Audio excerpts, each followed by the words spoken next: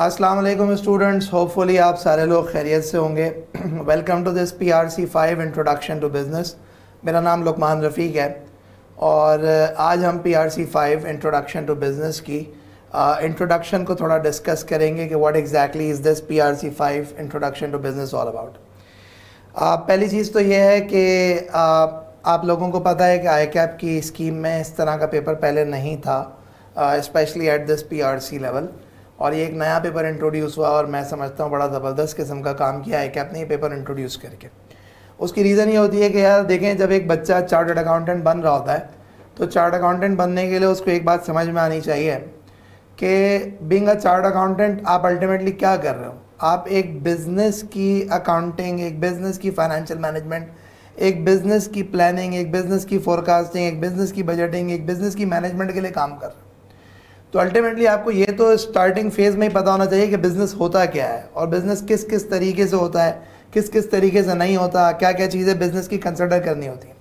दूसरी क्वालिफ़िकेशंस के अंदर लाइक ACCA, ICAW, सिमा, इन तमाम की तमाम क्वालिफ़िकेशंस जो कि कॉम्पिटिटिव क्वालिफ़िकेशंस हैं, उन क्वालिफ़िकेशंस पे एंट्री लेवल पे बच्चे को बिज़नेस के बारे में पढ़ाया जाता था, but unfortunately there was nothing like that at the ICAP level. तो अब एक अल्लाह का शुक्र ये है कि ICAP ने ये चीज़ इंट्रोड्यूस करी है, अ वेरी गुड इनिशिएटिव। तो हम आज इसको डिस्कस करेंगे कि what exactly is this introduction to business all about. इस सब्जेक्ट के अंदर क्या कुछ है, क्या कुछ नहीं है, किस तरह से हम इसको पढ़ेंगे, ये तमाम की तमाम चीज़ें मैं डिस्कस करूँगा। मेरे सामने इस वक्त जो है ICAP की जो PRC 5 की बुक है उसका एक्सट्रैक्ट मौजूद है। मैंने पूरी बुक ओपन नहीं करी है। उस बुक में जो रेलेवेंट चैप्टर्स हैं, उस रेलेवेंट चैप्टर्स के साथ साथ जो इंडेक्स है उसको मैंने ओपन किया है और मैं वहाँ से आपको लेके चलूँगा। देखें, सबसे पहली चीज़ तो ये है कि टेबल ऑफ कंटेंट आपके सामने आ चुका है and you could see that there are 10 chapters, और इन 10 चैप्टर्स के अंदर अगर आप देखोगे तो आपको तमाम चीज़ें बता रहा है कि बिज़नेस की नेचर, मतलब बिज़नेस किस किस तरह का होता है, फिर उसकी ओनरशिप, एक बिज़नेस को स्टार्ट करने के लिए आप किस किस तरह से शुरू कर सकते हो, किस किस तरह से ओन कर सकते हो बिज़नेस को, एक बिज़नेस को कैसे मैनेज किया जाता है, बिज़नेस चलाने के लिए पैसा कैसे लाया जाता है, फिर इंफॉर्मेशन सिस्टम जिसको हम मेनली IT समझते हैं, but information system is a different to IT, but अभी फॉर द टाइम बिंग आप ये समझ लें, मैं जैसे आगे बढ़ूँगा मैं एक्सप्लेन करूँगा। फिर एथिक्स, सही गलत की तमीज़ होना कि काम में, कारोबार में क्या सही है क्या नहीं है। मार्केटिंग, एक बिज़नेस जो है बहुत सक्सेसफुल हो, बहुत अच्छा बिज़नेस हो, लेकिन अगर उस बिज़नेस के ओनर्स को बिज़नेस को बेचना नहीं आता हो, प्रोडक्ट को बेचना नहीं आता हो, तो अल्टीमेटली वो बिज़नेस फ्लॉप हो जाता है। तो बड़े बड़े बिजनेसेस होते हैं, बड़े बड़े कारोबार होते हैं, वो अल्टीमेटली फ्लॉप हो जाते हैं। उसकी रीज़न है उनको बेचना नहीं आता। और मैं आपको मज़े की बात बताऊं, मैंने अक्सर कंपनीज़ के अंदर देखा है कि सबसे ज़्यादा हाईली पेड जो प्रोफेशनल्स होते हैं ना, वो मार्केटिंग के बंदे होते हैं। सबसे ज़्यादा हाईली पेड प्रोफेशनल मार्केटिंग और सेल्स के बंदे होते हैं। फाइनेंस वाला हाईली पेड प्रोफेशनल नहीं होता, मार्केटिंग सेल्स वाला ज़्यादा पेड होता है, क्योंकि उसकी रीज़न है कि वो ज़्यादा बिजनेस लेके आ रहा है और वो अल्टीमेटली बोनसेस, कमीशंस वगैरह वगैरह 10 तरह से कमा रहा होता है। तो मार्केटिंग कॉन्सेप्ट, फिर उसके साथ साथ जो है वो ह्यूमन रिसोर्स स्ट्रैटेजीज़। तो ह्यूमन रिसोर्स स्ट्रैटेजीज़ के एतबार से अगर मैं कुछ थोड़ी सी बात करूँ तो देखें, हर काम में, हर कारोबार में बड़ा इंपॉर्टेंट पॉइंट ये होता है कि आपके पास स्टाफ होना चाहिए, आपके पास लोग होने चाहिए, क्योंकि बगैर लोगों के इदारा चलता नहीं। देन पर उसके साथ साथ ये कुछ और चीज़ें हैं कि एक मैन्युफैक्चरिंग ऑर्गेनाइजेशन किस तरह से चलती है, और फिर एक थोड़ी सी डिस्कशन की गई है कि पाकिस्तान में मुख्तलिफ तरह के इंडस्ट्रीज़ क्या क्या। तो अगर मैं बात करूँ with respect to this PRC 5, तो आपको एक बात समझ में आएगी कि जो PRC 5 का पेपर है, उस PRC 5 के पेपर के अंदर आपको ओवरऑल बिज़नेस के बारे में तमाम चीज़ें बताई गई हैं कि भाई एक बिज़नेस शुरू कैसे होता है, उस बिज़नेस को कैसे फ़ंड किया जाता है, उस बिज़नेस को चलाया कैसे जाता है, उस बिज़नेस में सही गलत की तमीज़ कैसे रखी जाती है, उस बिज़नेस में जो है वो प्रमोशन, मार्केटिंग किस तरह से होती है, उस बिज़नेस के अंदर एम्प्लॉयज़ की मैनेजमेंट किस तरह से होती है, और एट द सेम टाइम एक मैन्युफैक्चरिंग ऑर्गेनाइजेशन किस तरह की होती है। तमाम की तमाम चीज़ें पढ़ाई गई हैं आपको। तब हम करेंगे कुछ तरह से कि we are gonna move forward, और हम हर एक चैप्टर का थोड़ा सा ब्रीफ इंट्रोडक्शन डिस्कस करेंगे कि what exactly are we gonna discuss in this specific chapter. तो हर चैप्टर का थोड़ा ब्रीफ इंट्रोडक्शन मैं डिस्कस करूँगा। PRC 5 का पहला चैप्टर है which is about the nature of business. देखें, अब अगर हम कुछ थोड़ी सी बात करें कि यार नेचर ऑफ बिजनेस का जो कॉन्सेप्ट है, वो नेचर ऑफ बिजनेस का कॉन्सेप्ट क्या है, तो यहाँ पे जो मेजरली चीज़ें आपको बताई गई हैं ना, वो ये बताई गई हैं कि यार जो मुख्तलिफ़ तरह की ऑर्गेनाइजेशंस होती हैं, वो मुख्तलिफ़ तरह की ऑर्गेनाइजेशंस मेजरली होती किस तरह की, जैसे प्रॉफिट ओरिएंटेड ऑर्गेनाइजेशंस होती हैं, not for profit oriented organisations होती हैं। क्या मतलब प्रॉफिट ओरिएंटेड ऑर्गेनाइजेशंस होती हैं? जैसे Unilever is a profit oriented organisation, Saylani is a not for profit organisation, Engro is a profit oriented organisation, Baitussalam is a not for profit organisation. आपका Honda motorcycle is a profit oriented organisation, आपका Al Khidmat is a not for profit organisation. तो कहने का मकसद कुछ तरीके से कि there could be different type of organisations and those organizations could be profit oriented, could be not for profit organization। अच्छा, अब ना इसमें एक और चीज़ ज़रा समझिएगा, वो समझिएगा ये कि जो भी इदारा जब भी बनता है ना, तो उस बनते वक्त उस इदारे के अंदर सबसे पहली चीज़ ये होती है कि उसका मिशन डिफाइन किया जाता है कि यार इसका मकसद क्या है, इसका ऑब्जेक्टिव क्या है, इसका पर्पज़ क्या है, किस वजह से ये इदारा बनाया गया। तो वो जो एक इदारा बनता है, तो उस इदारा बनते वक्त उसका पर्पज़, उसका ऑब्जेक्टिव, उसकी प्रोडक्ट्स, उसकी सर्विसेज, तमाम की तमाम चीज़ें जो है वो आपको डिफ़ाइन की जाती हैं। तो इस स्पेसिफिक चैप्टर के अंदर हम ये पढ़ेंगे कि भाई एक बिज़नेस किस तरह का हो सकता है, किस किस तरह का हो सकता है, एट द सेम टाइम जो है उस बिज़नेस के अंदर जो है क्या बिज़नेस के ऑब्जेक्टिव्स होते हैं, किस तरह से विजन होता है, किस तरह से मिशन सेट किया जाता है, किस तरह से बिज़नेस के अंदर गोल्स और ऑब्जेक्टिव्स को डिफाइन किया जाता है। और मज़ीद उसके साथ साथ जो है हम इधर एक और बड़ा इंपॉर्टेंट कॉन्सेप्ट डिस्कस करेंगे, and that's about the stakeholders. Stakeholders generally किन लोगों को कहते हैं कि हर वो बंदा जो एक बिज़नेस से किसी ना किसी तरीके से इफेक्टेड हो ना, उसको स्टेक होल्डर कहते हैं। उसमें इंटरनल लोग भी हो सकते हैं जैसे एम्प्लॉइज़, उसमें एक्सटर्नल लोग भी हो सकते हैं जैसे कि कस्टमर्स, उसमें इंटरनल लोग भी हो सकते हैं जैसे कि आपके जो है वो कोई आपके कॉन्ट्रैक्टेड एम्प्लॉइज़, या फिर उसमें कोई एक्सटर्नल पीपल भी हो सकते हैं जैसे कि आपके सप्लायर्स। तो बेसिकली ये जो चैप्टर नंबर 1 होगा, इस चैप्टर नंबर 1 के अंदर हम मेजरली ये बात पढ़ रहे होंगे कि यार एक बिज़नेस की नेचर किस तरह की होती है, प्रॉफिट ओरिएंटेड बिजनेस कैसा होता है, not for profit oriented business कैसा होता है, उनके मिशन स्टेटमेंट्स क्या कहते हैं, उनके विजन स्टेटमेंट्स क्या कहते हैं, ये तमाम की तमाम चीज़ें हम देखेंगे और एंड में जाके उसके स्टेक होल्डर्स के बारे में बात करेंगे। तो चैप्टर नंबर 2 है, that's basically the ownership of the business. देखिए मैं आपको एक बात बता दूं कि when we talk about the concept of ownership of the business, तो यहाँ पे 3 चीज़ें जो है वो आपके कोर्स में है। एक तो ये कि organisation of business, types of business organisation और लॉज गवर्निंग बिजनेस ऑर्गेनाइजेशन। मैं आपको देखें एक एक चीज़ बताता हूँ। आपने कोई भी काम करना है, कोई भी कारोबार करना है ना, तो उसके अलग अलग तरीक़ेकार होते हैं। या तो आप इंडिविजुअली कर लें, उसको हम कहते हैं सोल प्रोप्राइटर, या फिर आप किसी को अपना पार्टनर बना लें, उसको हम कहते हैं पार्टनरशिप, या फिर आप उसको एक लीगल शक्ल दे दें, एक लीगल हैसियत दे दें, उसको हम कहते हैं company.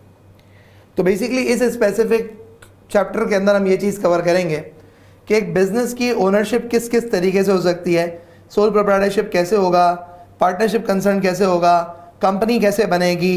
At the same time जो है हम इसमें तमाम की तमाम चीज़ें देखेंगे कि जी सोल प्रोप्राइटरशिप है तो उस पर कौन कौन से कानून अप्लाई होते हैं, पार्टनरशिप है तो उस पर कौन कौन से कानून अप्लाई होते हैं, कंपनी है तो उस पर कौन कौन से कानून अप्लाई होते हैं। उन कानून जो कि पाकिस्तान में एप्लीकेबल है उसका थोड़ा बहुत डिस्कशन करेंगे। ऑब्वियसली लॉ का पेपर नहीं है, बट ये इंट्रोडक्शन टू बिज़नेस का सब्जेक्ट आपको एटलीस्ट ये बता देगा कि यार अगर आपको जो है वो कारोबार करना है, काम करना है, तो उस काम कारोबार करने के लिए बेसिक्स क्या हैं। उसके बाद जाहिर सी बात है जितनी आपकी तलब होगी उतना आप ज़्यादा जानोगे। तो खैर chapter number 2 is going to be majorly जहाँ पर हम ये डिस्कस करेंगे कि एक बिज़नेस की ओनरशिप क्या होगी, किस किस तरह से आप बिज़नेस को ओन कर सकते हो, उसमें मुख्तलिफ तरह के ओनरशिप स्ट्रक्चर्स देखेंगे। Chapter number 3 which is basically organisational structure. देखिए मैं आपको इसमें एक बात बताता हूँ। ऑर्गेनाइजेशनल स्ट्रक्चर के अंदर ये होता है कि मुख्तलिफ तरह के इदारों के स्ट्रक्चर्स होते हैं। कुछ होते हैं जैसे एक इदारा होता है उसकी मुख्तलिफ शहरों में ब्रांचेज होती हैं, कुछ इदारे होते हैं जिनकी एक ही शहर के अंदर मल्टीपल ब्रांचेज होती हैं, कुछ इदारे होते हैं जिन्होंने अपने आप को मुख्तलिफ प्रोडक्ट वाइज जो है वो स्प्लिट किया होता है, कुछ इदारे होते हैं जिन्होंने मुख्तलिफ डिपार्टमेंट्स बनाए हुए होते हैं, कुछ इदारों ने मुख्तलिफ डिविजन्स बनाए हुए होते हैं, कुछ इदारों ने अलग अलग तरह की कंपनीज बनाई हुई होती हैं, बेशुमार तरह के तरीक़ेकार होते हैं। तो बेसिकली इधर हम ये देखेंगे ऑर्गेनाइजेशनल स्ट्रक्चर्स क्या क्या होते हैं, how is an organisation generally structured. तो उसमें मुख्तलिफ तरह के जो है वो हम स्ट्रक्चर्स देखेंगे, जिसमें हम वर्चुअल ऑर्गेनाइजेशंस भी देखेंगे, हम नेटवर्क ऑर्गेनाइजेशंस भी देखेंगे, हम जो है वो फ्लैट स्ट्रक्चर्स भी देखेंगे, हम टॉल स्ट्रक्चर्स भी देखेंगे। क्या मतलब है वर्चुअल ऑर्गेनाइजेशंस, नेटवर्क ऑर्गेनाइजेशंस? आप आज अगर देखें तो जो फूड पैंडा का बिजनेस है, it's a virtual organisation, it's a network organisation, दोनों की डेफिनेशन इसके ऊपर अप्लाई होती हैं। You talk about Amazon, you talk about Daraz, ये सारों के सारों का मेजॉरिटी जो है ना ये वर्चुअल और नेटवर्क ऑर्गेनाइजेशन की कैटेगरी में आती है, बिकॉज उसकी रीज़न है कि इनकी अपेरेंटली जो एग्जिस्टेंस है ना वो इंटरनेट पे, इनकी अपेरेंटली कोई आपको दराज की शॉप्स नहीं मिलेंगी, आपको फूड पैंडा की शॉप्स नहीं मिलेंगी, अगर मिलेंगी भी तो रिक्रूटमेंट सेंटर्स हैं, वो कोई शॉप्स नहीं। तो बेसिकली उनके वेयर हाउस ज़रूर हैं, फूड पैंडा के, पांडा मार्ट के, दराज के वेयर हाउस ज़रूर हैं, लेकिन अगेन दराज में आपको कहीं पे भी ये चीज़ नहीं मिलेगी कि दराज की दुकानों पे जाके आप ख़रीदारी कर रहे हो। So they are mainly a virtual organisation.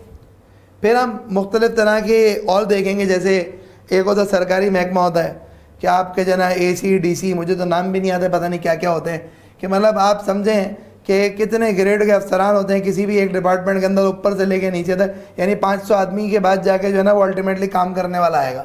500 जो है ना वो मैनेजर बैठे होंगे, सेठ बैठे होंगे, 500 जो है बड़े बड़े जो है ना वो अफसरान बैठे होंगे, उसके बाद नीचे जिसने काम करना है वो बंदे का नंबर है। तो ऐसे लंबे लंबे स्ट्रक्चर वाले इदारे भी होते हैं, और कुछ इदारे जैसे प्राइवेट ऑर्गेनाइजेशन होती हैं उनका फ्लैट स्ट्रक्चर होता है, बिजनेस का ओनर बैठा हुआ है, ओनर के साथ साथ जो है ना पूरी टीम बैठी हुई जो काम कर रही होती है। तो खैर एनीवेज हम यहाँ पे मुख्तलिफ तरह के इदारों के स्ट्रक्चर्स देखेंगे कि एक ऑर्गेनाइजेशन किस तरह से ऑर्गेनाइज होती है into the different types of structures. Chapter number 4 बड़ा interesting chapter which is about sources of business finance. तो देखें, जब भी कोई काम, कोई भी कारोबार शुरू करते हो, बगैर पैसे के कुछ नहीं होता। पैसा चाहिए काम शुरू करने के लिए, कारोबार शुरू करने के लिए। जब तक पैसा नहीं होगा ना काम शुरू हो सकता है, ना काम चल सकता है, ना काम ग्रो कर सकता है, कुछ नहीं हो सकता। तो यहाँ पे इस चैप्टर के अंदर हम पढ़ेंगे यहाँ पे कि जी एक बिज़नेस को चलाने के लिए जो पैसा चाहिए वो कहाँ कहाँ से आ सकता है। वो पैसा क्या कुछ अरसे के लिए आपको चाहिए या लंबे अरसे के लिए चाहिए? क्या वो पैसा बिज़नेस के ओनर डालें? क्या वो पैसा बैंकों से लिया जाए? क्या वो पैसा आवाम से लिया जाए? थिंग्स लाइक दैट, ये तमाम की तमाम चीज़ें हम यहाँ पे डिस्कस करेंगे। So basically what would happen is that कि जब हम बात करते हैं with respect to the concept of sources of business finance, तो इस सोर्सेज ऑफ बिजनेस फाइनेंस में आप मुख्तलिफ तरह की सोर्सेज को डिस्कस करेंगे कि जी बैंक लोन्स लेने होते हैं तो क्या करना पड़ता है, शेयर्स इशू करने होते हैं तो क्या करना पड़ता है, ओनर ने पैसा डालना होता है तो क्या करना पड़ता है। ये बेशुमार तरह की चीज़ें आप यहाँ पे देखें। If you move a bit forward तो चैप्टर नंबर 5 है इंफॉर्मेशन सिस्टम का। What exactly is this chapter number 5 information system? इससे पहले मैं आपको थोड़ा सा बता देता हूँ। देखें, एक इदारा होता है ना, उस इदारे के अंदर इंफॉर्मेशन फ़्लो करती है, एक डिपार्टमेंट से, एक बंदे से, एक जो है लेवल से दूसरे लेवल तक इंफॉर्मेशन फ़्लो करती है। अब वो कुछ भी इंफॉर्मेशन हो सकती है, वो एक कस्टमर की इंक्वायरी भी हो सकती है, वो एक कस्टमर का जो है वो परचेज ऑर्डर भी हो सकता है जो हमारे लिए सेल ऑर्डर होता है, वो जो है एक पेमेंट की रिसीट भी हो सकती है, वो किसी सप्लायर को की गई पेमेंट भी हो सकती है, वो कोई की गई चोरी भी हो सकती है, कुछ भी हो सकता है। इदारे के अंदर इंफॉर्मेशन फ़्लो करती है from person to person, department to department, etcetera etcetera. और उस इंफॉर्मेशन फ़्लो करने के लिए, उस इंफॉर्मेशन के लिए इंपॉर्टेंट चीज़ है इंफॉर्मेशन आइडेंटिफाई करना, उसको कैप्चर करना, उसको रिकॉर्ड करना, उसको प्रोसेस करना, उसको मीनिंगफुल पिक्चर्स के अंदर लेके आना। ये तमाम की तमाम चीज़ें एक इदारा करता है। आई रिपीट, ये तमाम की तमाम चीज़ें क्या होता है? ये तमाम की तमाम चीज़ें एक इदारा करता है। नाउ अब देखिए, आप समझिएगा। तो बेसिकली इस इंफॉर्मेशन सिस्टम के चैप्टर में हम ये देखेंगे कि within the organisation information flow कैसे होता है। एट द सेम टाइम जो है वो उस इंफॉर्मेशन को कैप्चर करने के लिए आईटी का इंट्रोडक्शन आता है, तो उसमें इम्पैक्ट कहाँ आता है, किस तरह से आता है, मैनुअल प्रोसेसेस के थ्रू इंफॉर्मेशन कैसे कैप्चर की जाती है, वगैरह वगैरह वगैरह। तो ये पूरा इंफॉर्मेशन सिस्टम को हम जो है वो डिस्कस करेंगे। तो याद रखिएगा, information system does not mean IT. Information system is actually a system through with the information flows within the organisation. वो किस तरह से फ्लो करेगी, वो सारे के सारे प्रोसेसेस को पढ़ना, उसमें क्या कुछ होना चाहिए, क्या कुछ नहीं होना चाहिए, ये तमाम की तमाम चीज़ें हम यहाँ पे डिस्कस करेंगे। Chapter number 6 is about business ethics. जब हम एथिक्स की बात करते हैं ना, तो एथिक्स का मतलब होता है सही गलत की तमीज़। देखें, अक्सर व बेशतर बहुत सारे बिजनेस जाने में, बहुत सारे बिजनेस अनजाने में गलत काम कर देते हैं। बहुत सारी चीज़ होती हैं, कस्टमर से मिसकमिटमेंट, टाइम की मिसकमिटमेंट, प्रोडक्ट की फ़ीचर्स की मिसकमिटमेंट, सर्विसेज के फ़ीचर्स की मिसकमिटमेंट, बहुत सारी चीज़ हो जाती है। कभी कभार जानबूझ के होती है, कभी कभार अनजाने में होती है।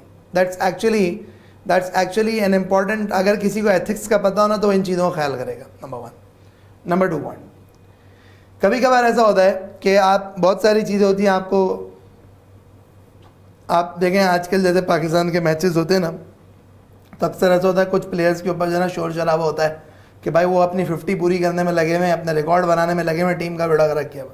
This is also something that's about ethics. क्या आप किस लिए खेल लो? अपने लिए तो नहीं खेल लो, टीम के लिए खेल लो।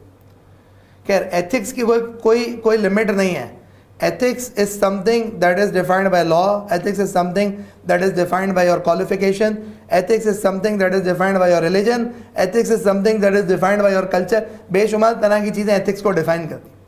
तो खैर, हम यहाँ पे इसमें कुछ चीज़ें डिस्कस करेंगे और चीज़ें डिस्कस करेंगे कि एक बिज़नेस जो है उस बिज़नेस को एथिकली कैसे ऑपरेट करना चाहिए, किन चीज़ों का ख्याल करना चाहिए, किन चीज़ों का ख्याल नहीं करना चाहिए, how would a business act ethically, what would be the unethical behaviour. ये तमाम की तमाम चीज़ें हम यहाँ पे डिस्कस करें। इसमें कुछ चीज़ें आपको यहाँ पे नज़र आ रही होंगी कॉर्पोरेट सोशल रिस्पॉन्सिबिलिटी वगैरह की। तो बेसिकली इसके अंदर ये भी चीज़ हम डिस्कस करेंगे कि कॉर्पोरेट सोशल रिस्पॉन्सिबिलिटी का एक कॉन्सेप्ट होता है कि यार आप एज अ बिज़नेस जो है अपनी सोसाइटी के लिए भी ख्याल करते हो, अपने लोगों के लिए भी ख्याल करते हो, वगैरह वगैरह वगैरह। तो दैट्स अ CSR एक्टिविटी। तो हम यहाँ पे ये भी पढ़ेंगे कि why should a business contribute towards the corporate social responsibility, why should a business contribute towards the environment in which it operates, why should a business look after the people who are impacted by the business's decisions some way or the other। ये तमाम की तमाम चीज़ें हम यहाँ पे भी पढ़ेंगे। नेक्स्ट आपके पास जो है वो मार्केटिंग कॉन्सेप्ट्स हैं। तो देखें, बात सारी ये है कि 3 चीज़ें, मार्केटिंग, ब्रांडिंग, सेलिंग। मार्केटिंग का मतलब है किसी की चीज़ की डिमांड क्रिएट करना, मार्केट करना। Market means creating demand. Branding का मतलब नाम जो है ना वो लोगों की ज़बान पे चढ़ा देना, सही है। उसके बाद सेलिंग, अल्टीमेटली प्रोडक्ट को बेचना। तो हमेशा याद रखिएगा ये 3 चीज़ होती हैं। आप एक प्रोडक्ट को बजाते हो, दैट्स कॉल्ड मार्केटिंग। बजा के अल्टीमेटली लोगों की ज़बान पे चढ़ा देते हो, दैट्स कॉल्ड ब्रांडिंग। और फिर उसके बाद ऑटोमेटिकली सेल होना शुरू हो जाती है, दैट्स कॉल्ड सेलिंग। तो मार्केटिंग का एंड जो है वो सेलिंग है। मार्केटिंग होगी तो सेल्स होगी, मार्केटिंग नहीं होगी तो सेल्स नहीं होगी। तो यहाँ पे हम देखेंगे क्या मुख्तलिफ तरह की टैक्टिक्स हैं, मुख्तलिफ तरह की टेक्निक्स हैं जो कि एक बिज़नेस को कंसिडर करनी चाहिए अगर उसने अपने आप को मार्केट करना है, अगर उसने अपने ब्रांड को डेवलप करना है, उसने एक अपनी ब्रांड की लॉयल्टी क्रिएट करनी है, ब्रांड के साथ अटैचमेंट क्रिएट करनी है। तो ये तमाम की तमाम चीज़ें हैं, वो क्या करेगा बिजनेस तब कहीं जाके क्रिएट होंगी, तो वो हमने देखना। फिर उसके साथ साथ ultimately this all ends up with the sales. This all ends up with the sales. कि as a business you got to sell the goods. Till the time you don't sell the goods ultimately काम नहीं चलेगा। तो हम ये देखेंगे marketing से लेके सेलिंग तक का सफ़र, ये यहाँ पे इंशाल्लाह हम पढ़ेंगे। फिर ह्यूमन रिसोर्स स्ट्रैटेजीज। देखिए मैं आपको एक बात बताऊँ, chapter number 8 is about human resource strategies. तो याद रखिएगा कि वो दौर चले गए कि जब आप एम्प्लॉयज़ को सिर्फ ये समझते थे कि यार ये वो लोग हैं कि जिनको बस तनख्वाह देनी है और ये हमारे जो ना ग़ुलाम है। ग़ुलामी के दौर चले गए भाई, सही है। एम्प्लॉयज़ जो है ना आजकल मॉडर्न डे ऑर्गेनाइजेशंस के अंदर जिस तरह से कॉम्पिटिशन बढ़ गए हैं, जिस तरह से इनोवेशन बढ़ गई है, जिस तरह से नई नई चीज़ें आ गई हैं, तो ultimately employees are the distinguishing factor for an organisation. अगर आप चाहते हैं कि आपका इदारा ग्रो करे, अगर आप चाहते हैं आपका इदारा जो है ना वो डिस्टिंग्विशिंग ऑर्गेनाइजेशन हो, आपका इदारा दूसरों को मात कर दे, तो ultimately you got to invest in the human resource. आपको अच्छे लोग अट्रैक्ट करने हैं, उनको फिर जो है वो रिक्रूट करना है, रिक्रूट करने के बाद आपने उनको रिटेन करना है और रिटेन करके उनकी नीड्स का ख्याल करते रहना है, उनकी ट्रेनिंग करानी है, उनकी डेवलपमेंट करानी है, ताकि अल्टीमेटली आपके बिजनेस के पास एक जो है वो कॉम्पिटिटिव एडवांटेज हो जाए ओवर योर कॉम्पिटिटर्स।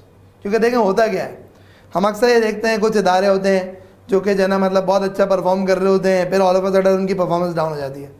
जब हम उसको थोड़ा सा इंटरोगेट करते हैं, इन्वेस्टिगेट करते हैं, तो पता लगता है जी टीम चली गई, जी बंदे चले गए, जी ये हो गया वो हो गया, नए बंदे आ रहे हैं, उनको इतना समझ नहीं आ रहा।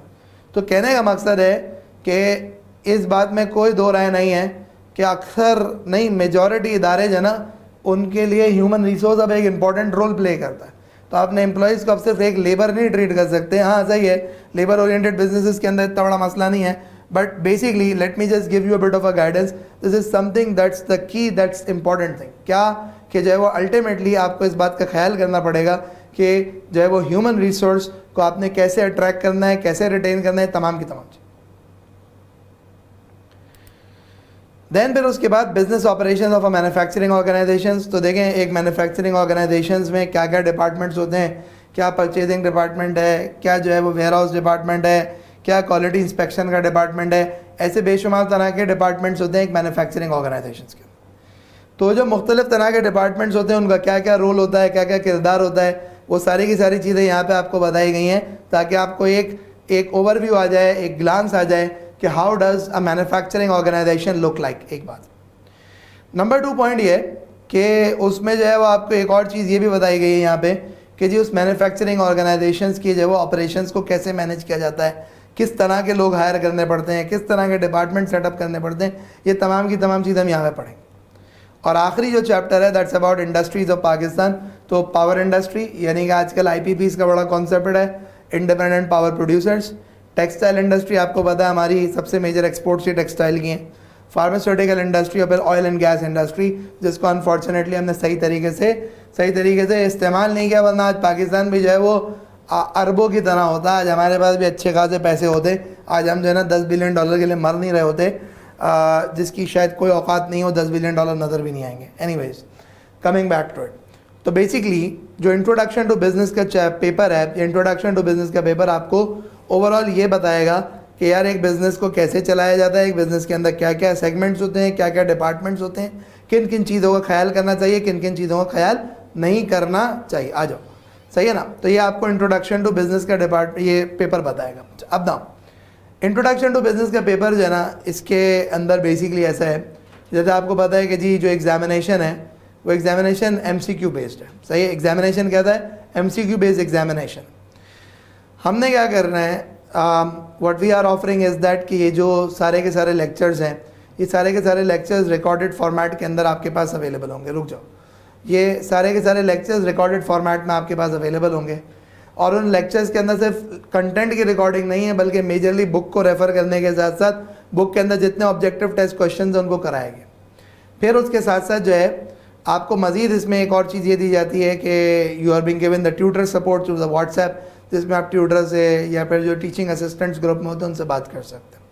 जनरली मैं ये समझता हूँ कि अगर आप लग के पढ़ें तो ये सब्जेक्ट जो है ना, इसका जो मैक्सिमम ड्यूरेशन होना चाहिए on the basis of the lectures that are available with us, तो उसका मैक्सिमम जो ड्यूरेशन होना चाहिए ना, वो 1 महीना होना चाहिए, जिसमें lectures plus book reading plus practice A to Z सब कुछ हो जाए। रट्टे नहीं मारने, समझना है चीज़ों के, रट्टे नहीं मारने, चीज़ों को समझना है, और ये पेपर बहुत ईजीली हो सकता है।